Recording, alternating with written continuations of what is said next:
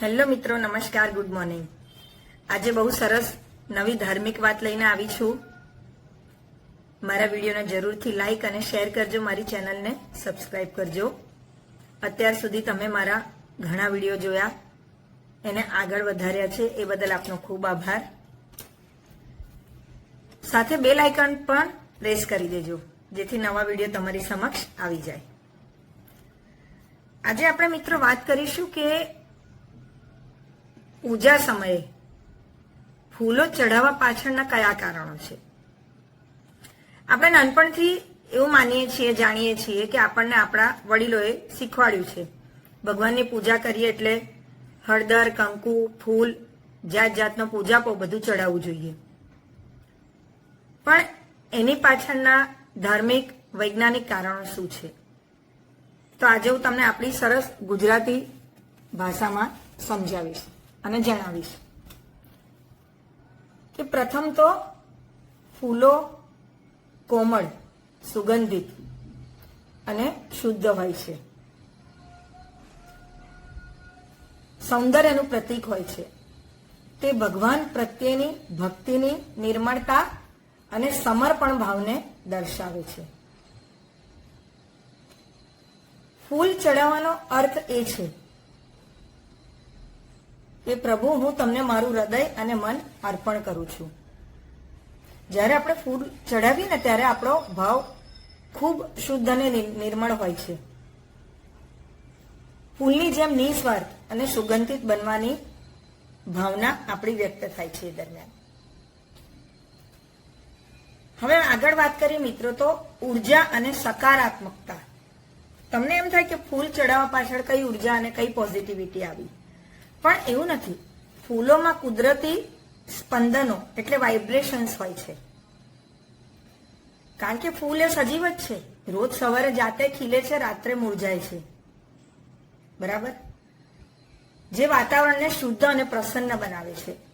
પૂજા દરમિયાન ફૂલોની હાજરી માનસિક શાંતિ અને એકાગ્રતા વધારે છે, વાતાવરણને, સમગ્ર વાતાવરણને ખૂબ જ સુંદર બનાવે છે। તમે જો ખાલી ફૂલોનો ટોપલો પણ લાવીને મૂકી દેશો અથવા બે ચાર જગ્યાએ ફૂલ વેરી દેશો કે ઘરમાં ક્યાંક લટકાવી દેશો તોરણ બનાવીને, રિયલ ઓરિજિનલ સાચા ફૂલોનું, તો ખરેખર આખા ઘરનું વાતાવરણ જ અને આપણું ઇનર હેપીનેસ એ વધી જાય છે, ભીતરની ખુશી, ફૂલો સાથે રહીને, ફૂલોને જોઈને, કારણ કે ફૂલો એ જીવંત હોય છે। જ્યારે ફૂલ છોડ પર હોય છે ને ત્યારે ખૂબ જ સરસ હસતું હોય છે, ખીલતું હોય છે, પવનમાં આમ તેમ ડોલતું હોય, હાલતું હોય અને વાતાવરણ ખૂબ જ સરસ લાગતું હોય એની આજુબાજુનું। આપણે તોડી લઈએ છીએ, ભલે પૂજા માટે તોડીએ, આપણા શોખ સ્વાર્થ માટે, થોડી વાર જીવંત રહે છે, પછી જલ્દીથી મુરઝાઈ જાય છે। બીજું હવે વાત કરીએ આગળ મિત્રો, તો વૈજ્ઞાનિક દ્રષ્ટિએ ફૂલોનું શું મહત્વ, તો ફૂલો ઓક્સિજન અને સુગંધ આપે છે। તુલસીજી, ચંપો, ગુલાબ, જાઈ, મોગરા વગેરે ફૂલોમાં ઔષધીય ગુણો હોય છે, જે મનને શાંત કરે છે અને હવાને શુદ્ધ કરે છે। આપણે અલગ અલગ ભગવાનને અલગ અલગ ફૂલો ચડાવતા હોય છે, જેમ કે ગણેશજીને પીળું ફૂલ અને એમનું પ્રિય જાસૂદનું ફૂલ એ અર્પણ કરીએ છીએ, મહાદેવજીને સફેદ ફૂલ અને પીળા ફૂલો, એમનો ગમતો કેવડો, પછી બિલ્વ ફળ કહેવાય એ, બિલીના પાન, હનુમાન દાદાને લાલ અને ચમેલીના પુષ્પ, માતાજીને લાલ અને દરેક જાતના પુષ્પ। આમ દરેક ભગવાનને પ્રિય એવા ફૂલ આપણે એમને અર્પણ કરીએ છીએ। હવે પ્રતિકાત્મક અર્થ એનો શું થાય કે વિવિધ ફૂલો વિવિધ દેવી દેવતાઓને પ્રિય છે। લાલ ફૂલ શક્તિનું પ્રતીક, સફેદ ફૂલ શાંતિનું પ્રતીક, પીળું ફૂલ જ્ઞાનનું પ્રતીક માનવામાં આવે છે। તો મિત્રો, આપણે દરેક ફૂલોને એમની અલગ અલગ વ્યાખ્યા અને વિવિધતા માટે ઓળખીએ છીએ। હવે અહંકારનો ત્યાગ પણ આવે છે આમાં, તો કેવી રીતે? ફૂલો ચડાવવામાં શું અહંકારનો ત્યાગ?